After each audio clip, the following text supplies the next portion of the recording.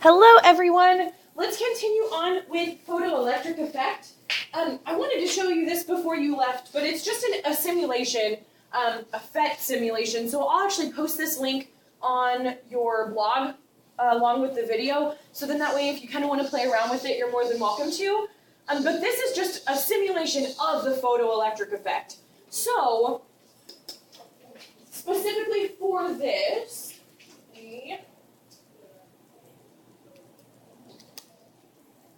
okay, so I have a light source. So here's my radiant energy source, and I have some type of current that could be flowing through here because it's just attached to a voltage supply.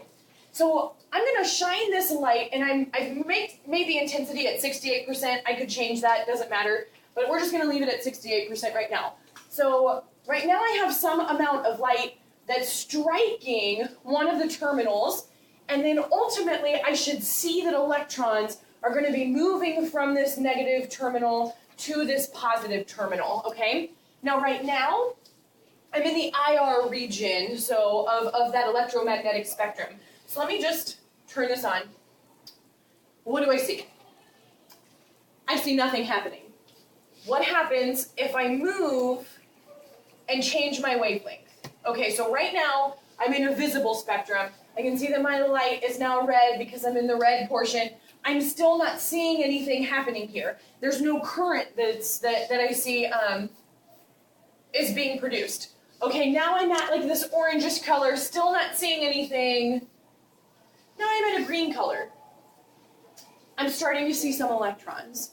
So what I want you to take from this is that there is a certain amount of energy that needs to be absorbed by this clean surface, by this metal, before I can get a number or any electron to become excited enough to come off or be knocked off of that metal, okay? So I can see here that green is going to start doing that. If I, in theory, as I move this towards the UV, I know that wavelength is getting shorter, frequency is getting higher, and if I'm increasing that frequency, my energy should be increasing as well. So if I'm applying more energy here, I should be getting out more electrons. That's in theory. Let's see if that's right. So now I'm going to go to purple. I see that I have more electrons that are traveling. I'm going to go to UV. I have even more. So in theory, it works in terms of this photoelectric effect. So this is just a nice little visual to kind of help understand or solidify any conceptual stuff that we may have on the photoelectric effect. And again, I will post this just so you can play around with it if you want to. Okay, so we talked about a lot of different things with particle behavior as well as just reviewing some of that stuff on wave behavior. So let's talk about another mystery that happened in early 20th century, and that was involving when gaseous atoms became excited. We found that they emitted a specific color of wavelength, or several different colors of wavelengths. So what we called this was an emission spectra. Ultimately, Niels Bohr is the person that kind of worked on this type of mystery. So we found that different gases will emit light of different wavelengths, because that's going to depend on the color, when an electric current is passed through them. So we have a couple different types of spectra. There's a continuous spectrum, there is an absorption spectrum, and there is an emission spectrum. So when atoms and molecules, if ultimately I just take white light, and I take that white light and I let it go through a prism, I'm going to get this kind of rainbow effect. I get the continuous spectrum. So this is an example of a continuous spectrum. And that's when I see that ultimately I'm producing all of these component wavelengths and I'm not getting any interference in the way. Not all radiation will produce a continuous spectrum. So if we apply some type of high voltage to different gases, we have found that gases will emit only specific colors, and their wavelengths can also be very different in the color that they will emit. So for example, this is an emission spectrum of hydrogen, and this is an emission spectrum of neon. So on hydrogen, and I think it is probably really hard to see this, guys, but there are 4 different colors that hydrogen will emit for this emission spectrum. I have a violet-ish purple color here, a bluish color here, there's a green here, and then there's a red here. So hydrogen will always emit this particular emission spectrum. Neon should always give me this emission spectrum. The reason that we know the things we know about stars and about other celestial bodies is because they're always emitting certain types of radiation. And I know specifically what these celestial bodies are made of because of these emission spectra that we can find using specific instrumentation. So I know what different stars are made out of just because of knowing this. So line spectra for an element, or 4 elements, are kind of like the fingerprints for them. So every one is unique, meaning that hydrogen has its own line spectrum and no other element will have that. Same thing for neon, same thing for argon, krypton, so on and so forth. When ultimately each of these lines, just to go back, each of these lines is going to represent one particular wavelength. So that one wavelength is going to give me a certain color. That's why I see these particular lines. Okay, so let's talk about just again, we said continuous spectrum, we said what an emission spectrum looked like. Let's talk about an absorption spectrum. So an absorption spectrum is a little bit different. Ultimately, what will happen is I have some type of black body. So when an object gets excited, we know it's going to emit some kind of radiation. And this radiation is going to be divided into what we would call spectral lines.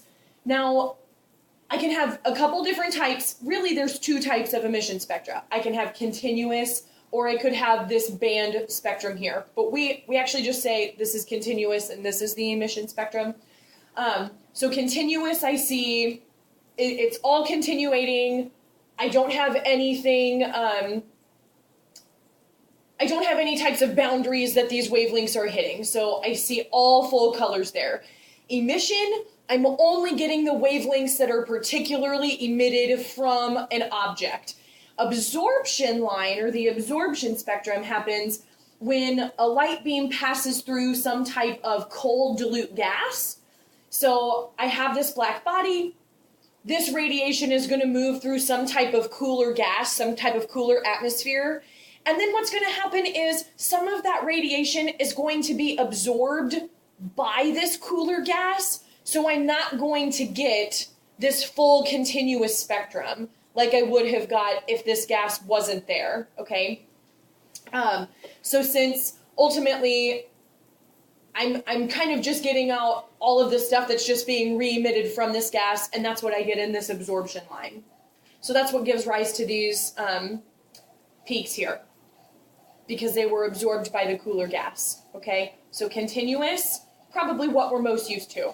Emission spectrum, just showing me what wavelengths and what radiation are actually being emitted from an object. Absorption spectrum is going to be very much like a continuous spectrum, but I'm not going to have all of the wavelengths that I'm going to get because some of that radiation is going to be absorbed by this cooler gas. Okay, so how can this look, or how could I test you on this on an AP level test? So a lot of times we love to associate this with Bohr's model, thinking about like the planetary model. So let's say, for example, that I have an electron. So this is ground state, meaning that it's at its most stable state. And I have an electron that's here closest to the nucleus. And let's say that I have a photon that comes in and then it's going to be absorbed by this electron. When it gets absorbed, it's going to become excited and it's going to jump to a new energy level. So I see that as now it used to be at ground state, which is closest to the nucleus. now it's in an excited state. And we would say first excited state because it just jumped up one energy level, okay?